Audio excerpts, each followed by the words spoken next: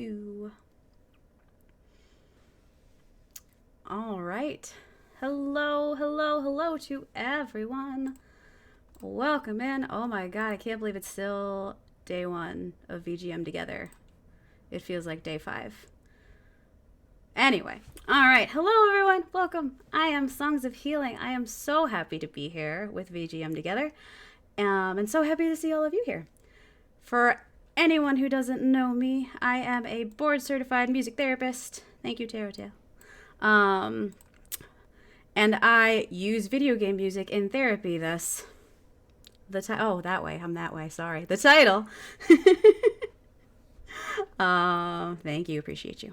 All right. So, so I'm a board certified music therapist. You might not know any of what that means. Don't worry. We'll get into it. And I use video game music in my clinical work. So let's go find out what that is. Whee! Hello, hello. Hi, everybody. Hi, everybody. Hi, everybody. So what is music therapy? If you want to go like with the super technical AMTA, that's the American Music Therapy Association definition. Music therapy is the clinical and evidence-based use of music interventions to accomplish individualized goals within a therapeutic relationship by a credentialed professional who has completed an approved music therapy program. Okay, but like, what does that mean?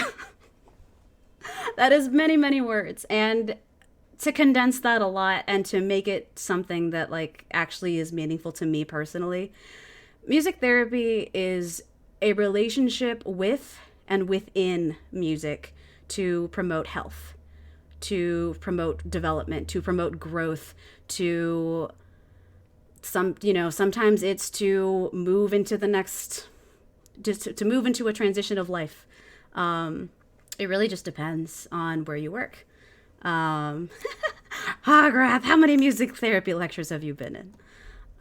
So yeah, that's a much more meaningful definition for me in particular, especially because where we can work will probably change the definition as well. So as you can see, there is a massive list of where we can work, including mental health centers, correctional facilities, rehabs, hospitals, nursing homes, in hospice, I already said rehab, I'm like racing, schools, research programs, residential facilities, special ed, all sorts of things.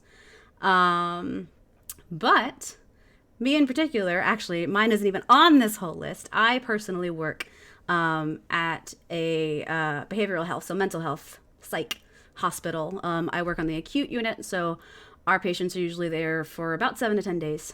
So that's where I am.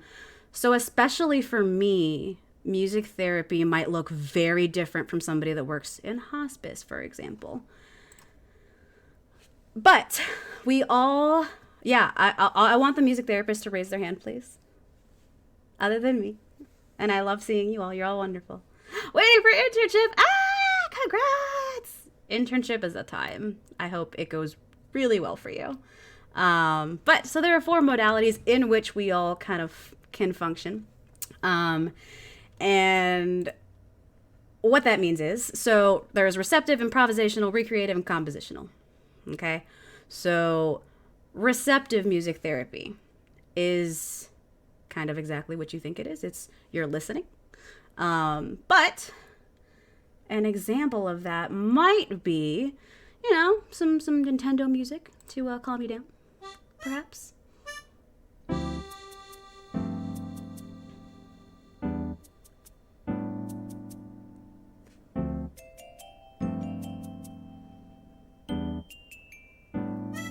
Oh, Hagrath, I love that.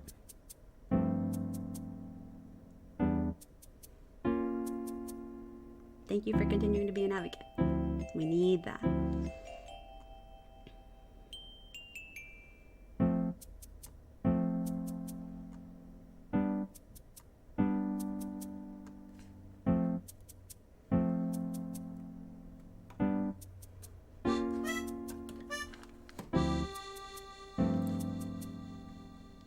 Seventh chords can be tasty.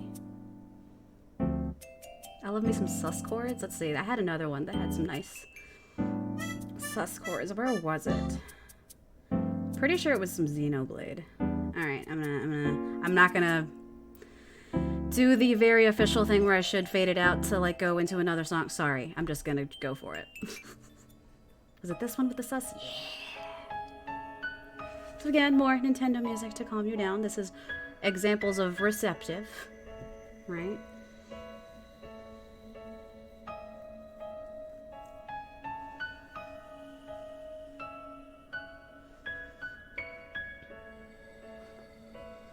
Yeah, the oot opening has some tasty major sevenths too.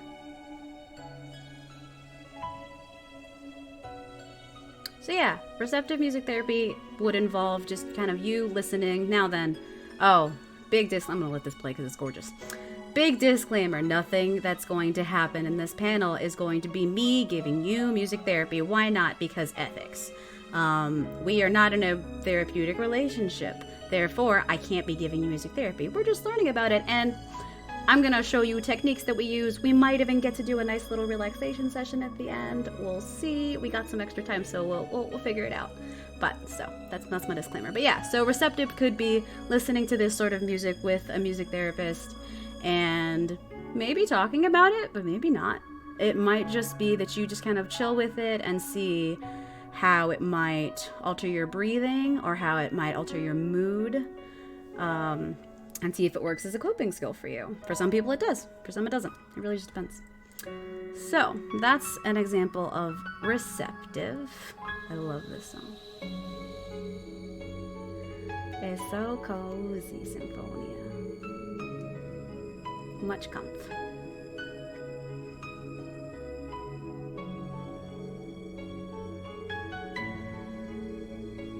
Okay, but now I'll do the fancy thing where I'll just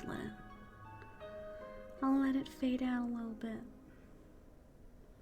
Alright, so that would be an example of receptive music therapy. Improvisational music therapy. I thought about whipping out my Donkey Kongas. I decided not to for this example. But it could mean that we put on some Donkey Kong Country and we improvise over it while playing drums.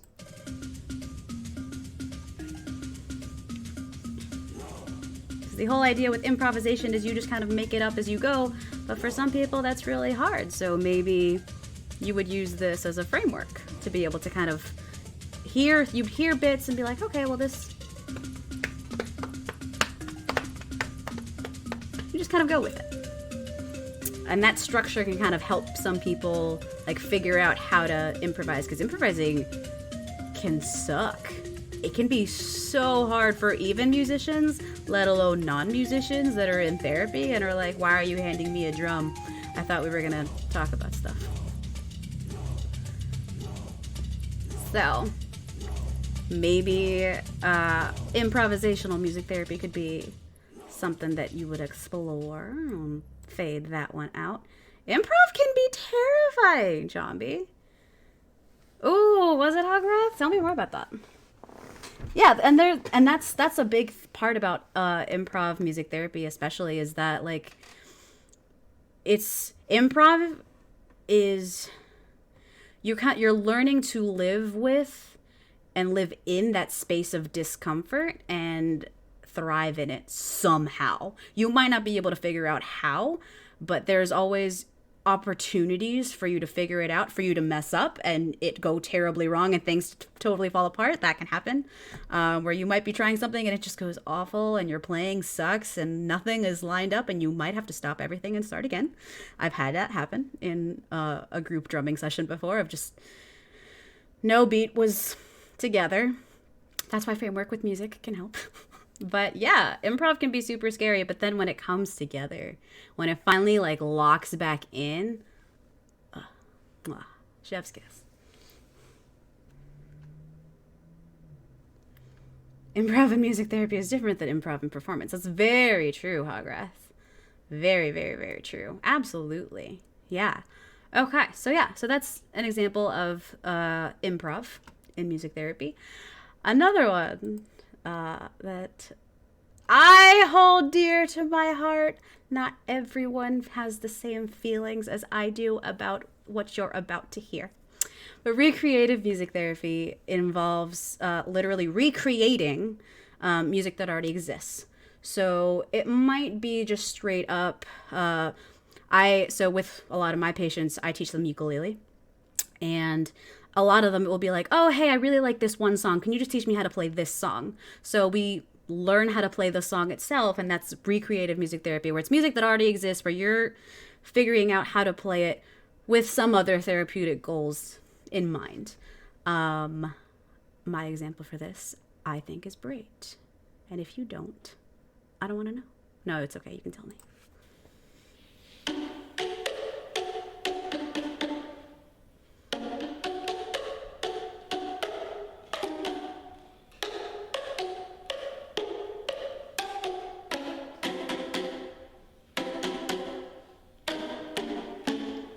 So not everybody loves boomwhackers as much as I do, but I love them, and I am not ashamed. They are boomwhackers. Yes.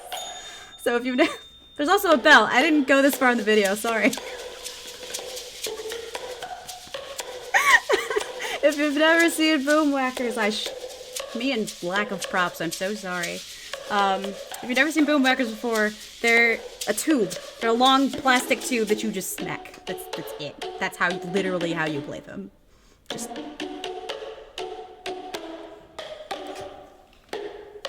Yeah, this rhythm section is banging. I'm so proud. Shout out to all the Oxperk in chat. All of you. Okay, a boomwhacker just went flying across the stage. I'm gonna just. You do. No monkey, no hitting therapists. Although, Lord knows I've been hit with boomwhackers. Completely by accident. Like, they literally just don't. Hold on, let's just.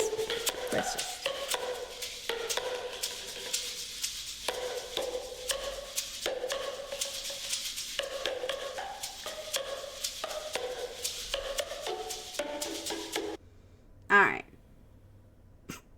That was Harvard Thud, by the way. Banger. Am I right? Am I right? I'm right. No, that's not a question. All right. So that would be recreative music therapy. So again, that's a song that already exists. That was the me theme. It's a great meme. I mean, great song. That was recreated with boomwhackers. Compositional music therapy does not have to mean you're writing a brand new song out of, like, it doesn't have to mean like I have staff paper and I'm writing a song for the first time. It doesn't have to be that. It could also be just writing lyrics, or kind of just writing like a chord structure, and just kind of, it could also be just working in a DAW, for those that know about like Pro Tools or GarageBand. So it could be any of those. Absolutely. An unwritten skill as a music therapist is lightning fast reflexes to dodge flying instruments that may or may not be flying at you or at somebody else in the group. Depends on the day. But yeah, so compositional music therapy could just be writing lyrics to songs that already exist. I think I might have found a possible example of this. You tell me. It's Rainbow Road, it's where you go when you die. It's Rainbow Road, I'll miss you again, Uncle. It's Rainbow Road, it's where you go when you die. It's Rainbow Road, I'll miss you again.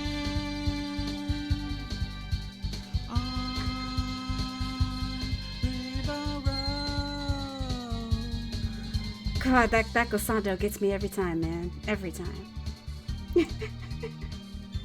But, again, that was a wonderful example of writing words that you all immediately knew. You're welcome.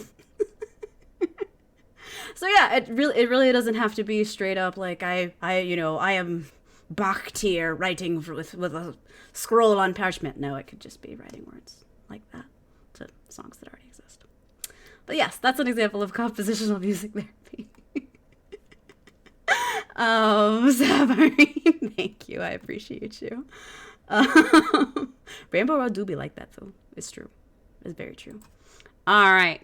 So those are kind of like the outer examples of what music therapy could look like with our different modalities. Now I'm going to go over, the meat of it is what it looks like for me. So again, if you missed it at the very beginning, I am a music therapist. I work in a psych hospital. And my patients, I'm on the acute unit, so my patients are typically there only for about 7 to 10 days. I work mostly in groups. So my groups are about 10 patients at a time. I do some work with individuals, but not a ton. But so for me in particular, a lot of the work that I do in music therapy tends to be what we call single session, where it's not that we're kind of like trying to set up a therapeutic relationship for the long term, because they're probably gone in, a week anyway. So single session is like we've got a, beginning, middle, end with me in particular of some sort of coping skill. So, I usually go over what a coping skill could be with my patients. And sometimes, we just chill out and sing. Sometimes we play games. But the times that I get to use video game music are the 4 that you see in front of you. Now, these are all receptive if you go back to the modalities. The very first one I like to call color and chill. I work with teenagers, and it's something that they respond to immediately. Because if I just say, hey, do you guys just want to color and chill? They're very down to just color and chill. So I'm not going to show you any clinical examples for obvious privacy reasons. But I actually did a color and chill of my own earlier today as an example. So we might, do something like this. It's very purposely has all of the VGM Together colors. Because, yeah, ethics to the ethicking. Yeah, so the examples that I'm showing are by me, not by my patients. But that one I actually did to, where did my music go? Come back. I won't play Rainbow Road again, I promise. I actually colored that one to, where's my other, was it you? I don't remember.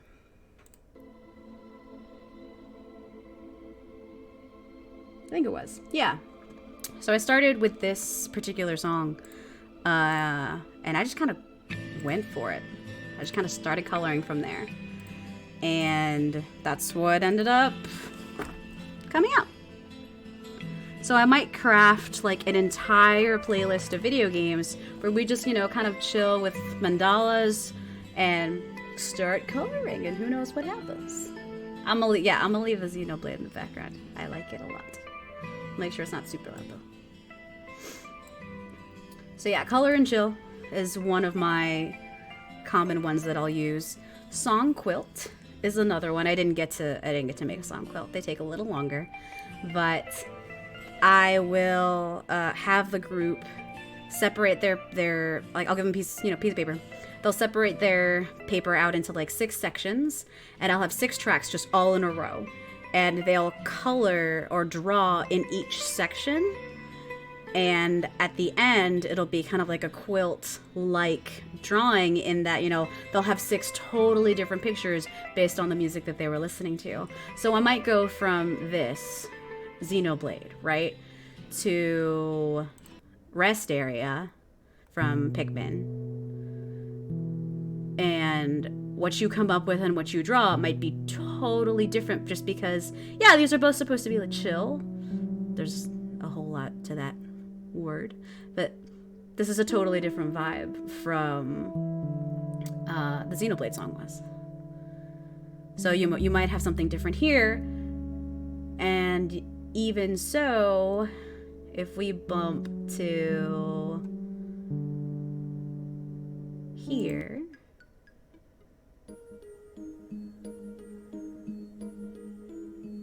which is from Super Mario Galaxy 2, this might be another completely different picture, right?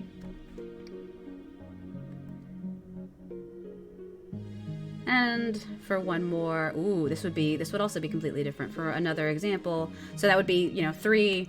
A fourth one might end up with this is Kirby's Epic Yarn, because it's a great game. It's very cute. But you can kind of see, like, you might have 4, totally different drawings for each of them, where I've had, let's see, the last group that I had Their first picture was a cafe. Their second one was at the beach. Their third one was Cinderella. So like it really just depends on like what you're hearing and what you kind of end up drawing. So that's the whole thing behind the song quilt. Playlist hours. Yeah, I'll let that go too. Playlist hours is fun because it's something that a lot of people tend to do by themselves already. They might not necessarily realize it, but I will have the group come up with a playlist together, and of course immediately they're like, oh, okay, so it has to be this like genre. They'll always spit out like, oh, it's a rap one, oh, an indie one, and I have to let them know like, no, we're not doing it by genre, we're doing it by vibe. And usually they kind of take a second and I'm like, by vibe, what is that? Oh, okay, so you want like a chill one, and then you want like a sad boy hours one, and then you want like a happy one. Exactly. And I have absolutely had groups come up with video game music in their playlists. Just kind of like, oh, okay, cool, I'll take it. I will specifically say like, I don't want you to pick one genre, but somehow it just kind of ends up there. Yeah, I have absolutely made more than one sad boy hours playlist with some of my groups, and it's been really fascinating to see my patients in particular realize that hang on, I'm gonna do we need it to resolve, always resolve. All right, so it's really interesting to see how my patients will react when we make these playlists, because then we'll listen to them afterwards, right? And for some people, listening to sad music, again, I'm going to put this all in quotations, listening to sad music makes them feel worse, but for some people, it makes them feel better. It helps kind of get the emotions of the sadness out of them, or it is a voice that they relate to, and they can say like, oh, I'm not alone in feeling this. So, or I've had a couple patients really gain some insight where they realize like, oh yeah, I listen to the song when I'm sad, and then I keep listening to it, and then I get more sad. Oh. Congrats, I've done my job. Yes! Kat McFerrin has absolutely written about this thing. She is like top tier. She is my like highest honor academic crush. Like I want to spend a day in a room with her. My mentor during my master's, he knows her, and like the entire time I just wanted to be like, can you just get me on a Zoom call with her? Like, please. Yeah, Kat McFerrin is all over this sort of stuff. She also, she talked about the healthy and unhealthy uses of music. What does the S stand for? I don't remember. But yes, Kat McFerrin is all about this, and thank you, Scales, and I love her so much. Kat McFerrin is lovely. Yeah, Jer, exactly. Is that like, and I actually had a whole group around this before, where please just let me fly to Wall Street, just let me go, please. But actually I had a patient straight up ask me like at the very beginning of a group, it was they were like, hey, so I've noticed that like I listen to really like angry music, does that make me mad? Is that why I'm bad? And I was like, okay, first of all, you're not bad. let's break that right there. And something that I'm really passionate about with music is that a lot of people tend to try to not prescribe it, but like try to ascribe it as a cause. But that's literally not how that works. It's very much a chicken or the egg. Sure, why not? I'll use these later. Of like, okay, well, what came first? You being sad, so you listened to sad music, or sad music existed and then it made you sad? It's irrelevant is the answer, really, truly. There's not a causation thing here. That's that black and white. So yeah. Where are we? Okay, guided meditation. This one is my favorite. Now then, I don't do this one very much in my clinical work. Just because of the nature of where I work, things can be pretty chaotic. It is a psych hospital. And it's not super often that I get a group that's down for this, but when I do, it's great. Also, I do this a lot on my Twitch channel. So, guided meditation is what you think it is. It's a guided relaxation session, little sesh, right, where you are being guided through to be able to help relax your body, or maybe you're going on some sort of like internal journey to your relaxing place, something like that. And I love getting to use video game music for this, because sure, some of it might be super referential and you might know like exactly where it is and where it's from, and like it might be like really obvious, but some of it could just be really like chill.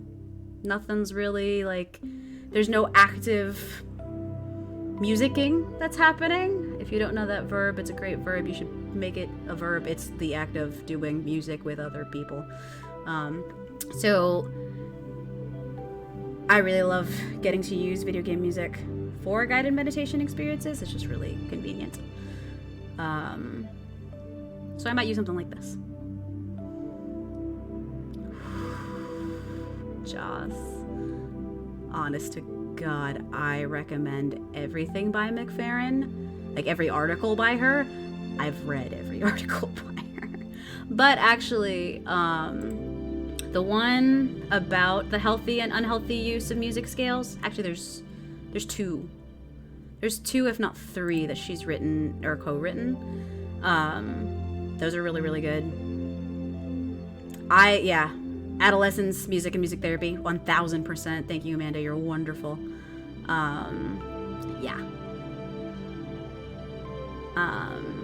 Those are definitely the best ones. Oh, sorry. MC Gamer, this is Globe at Night from the Wii Weather Forecast channel. The throwback. Do y'all remember looking up the weather on the Wii? Yeah.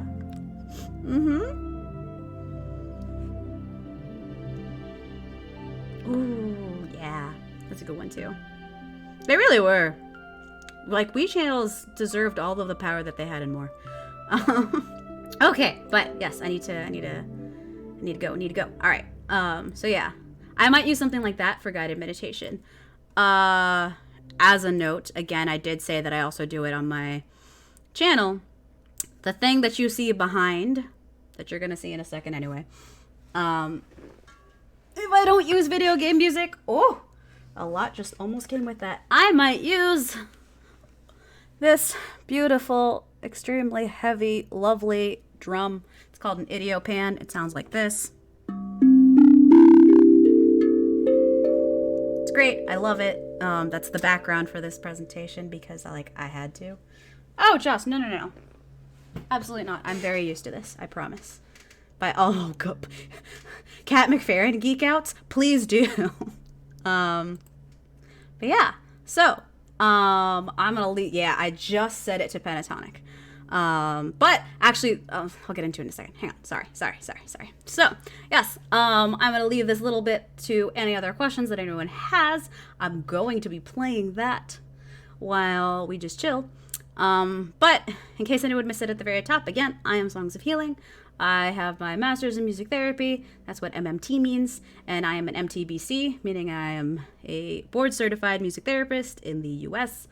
My thesis was actually all about music that teens specifically used in relaxation. It was called Relax with the Rules, a mixed methods examination of music selection for guided relaxation experiences for adolescents in mental health facilities. I'm so sorry that that's a mouthful. I hate the title. It's too long. But I was literally looking at, so a lot of the guidelines that we have for relaxation music in particular, so for meditation stuff, is actually all written for adults. And I was finding, as I first started working at the hospital that I work at, I was finding that my teens hated what adults like to relax with. Shocker. So I did my whole thesis about it. It was fascinating. I loved it. But yes, I am also on Twitch at Songs of Healing. I will probably stream after all of this is over Sunday night, as we'll all just be sad with like the post-con blues. I'm also on Twitter at Songs of Healing. But Xandrith, stop. How dare. Amanda, I stopped trying, but I'm feeling the itch, and I want to go back to trying. If you want it, I can happily send it to you. Oh, I love that question, Zeba. Do you have any playlists that you would recommend to calm anxiety? So, for me, it's really hard to recommend a specific playlist because for some people, the music that I've been playing, so like if I were to go back to this, right? For some people, something like this would be calming for anxiety, right? For other people, the vast openness of this music can cause more anxiety because they're waiting for a beat, they're waiting for a chord structure, they're waiting for a melody, and they might need something more like this to kind of be able to cling to, if that makes sense. So honestly, the best thing that I can recommend would be to try to create that playlist for yourself. And it does not have to be a one-day thing, right? It can just be like, oh, I'm just browsing music and, oh, I'm kind of noticing that, like, this feels maybe like it might work for my anxiety. Stick it in a playlist, right? Whether that be, I personally use YouTube, I'm old school, whether it be on YouTube, on Spotify, Apple Music, whatever it is that you use, right? Because it can be really hard to say, like, for sure, this one will cure your anxiety, will calm your anxiety, period, right? It's really hard to say that. And that's actually why I've had a lot of trouble with research that has attempted to do that. Like, there are songs that claim to be, you know, like, if you listen to this song, it's 7 minutes long, you're gonna be so calm afterwards. Everybody? Like, all the billions of people in the world, did you account for non-Western ears? Like, that's not how that works. So I have feelings. Yes, I'm playing New Leaf. What a game. It is a great game. It is a lovely game. But actually, I did say I would play this. So, for 2 hot, quick minutes as we end here, I'm gonna play my drum, and I want you all to use this time completely for yourselves, whether that be to focus on your breath, whether that be to get hyped up for all the other fantastic things that are going on, whatever you want. But I'm gonna just play this for a hot second. Yes, I can, D major. So the hums is a scale that was developed by Kat McFerrin. Ooh, and I think 2 other collaborators. And the whole idea behind it is to help people that do use music in their lives understand that how they might be using it, because everyone just kind of assumes like, oh, if I listen to this, like, it's a good thing. That might not be the case. It might be that you are using a certain song or a certain album, you know, to ruminate on bad feelings, or to justify bad feelings, and aren't actually using it constructively. So the whole idea behind the hums is truly just to kind of understand like where you are at in your relationship with the music that you listen to and how you're using it. So, yeah. I hope that answers your question. Yes, oh my, Xandrith, those drive me up the wall. Of course, you're very welcome. Music is absolutely not universal. Thank you, Hograth. Oh, Amanda, if it was a link, it was probably blocked. If you could actually, ZD major, if you could whisper it to ZD major 7, they can post it for you. I have a cut on my finger. Oh well. No, that's okay. That's totally fine. It's just a precaution.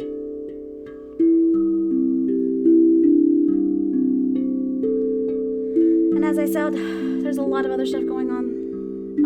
I hope that you will continue to be on this channel. If you haven't followed it already, you should follow it. If you haven't followed VGM Together music, then it's okay. Amanda, message it to me. Actually, I will message it to me on Facebook. I will post it because I can do that. The light. But yeah, so check out. Make sure to capture. Words are hard. Make sure you check out the other panels that are happening tonight and tomorrow and the next day. It's so many things. And the music channel. And come join us on the Discord. I am more than happy to answer any other questions that anyone has about music therapy or about my about my practice. Anything at all, I am happy to do. Or about my drum, because I love talking about my drum. When all of this is over, you can find me on Twitch at Songs of Healing, and on Twitter at Songs Healing. There's no of. I don't want to talk about it. But otherwise,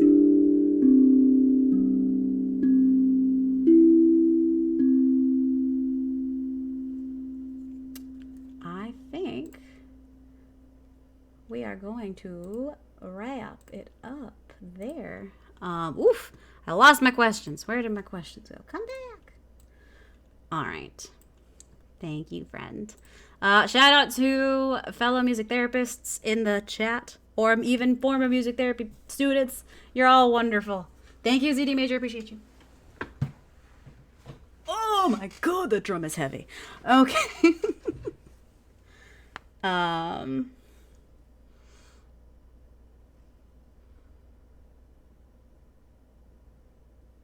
Oh, Tara, tell you right.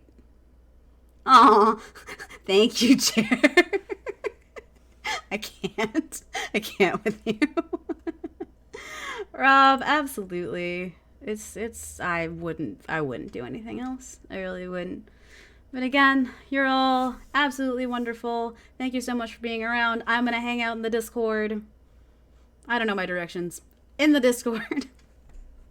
To go answer any other questions that you might have. I have been Songs of Healing. This has been the panel on using video game music in therapy, and I hope that you learned something about music therapy, or about using video game music, or maybe about how you might be able to use music in your own life. If you are looking for a music therapist near you, you can check AMTA, which again is the American Music Therapy Association. Their website is musictherapy.org. They have a list of music therapists that work in your area, hopefully. Yes, please check out Kat McFerrin. She's wonderful. I love her. But yes, yeah, I think that's it from me. Where did my windows go? They're there. All right, so thank you all so much for being here. I hope to see you all later on tonight or later this weekend or whenever. And I will chat with you all soon. Goodbye.